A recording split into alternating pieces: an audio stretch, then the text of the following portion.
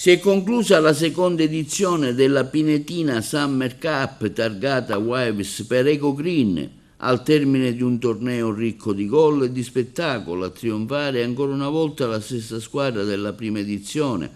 Malta prima, Nottingham poi. La storia è sempre la stessa.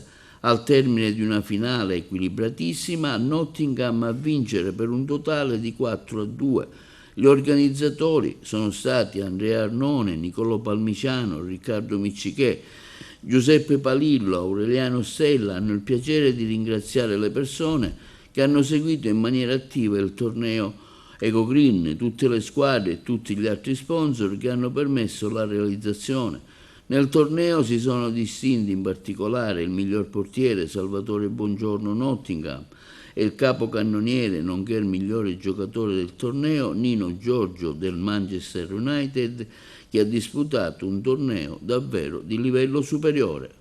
Alla fine della manifestazione, una degustazione della maxi torta realizzata per l'occasione dal pastry chef Giovanni Mangione.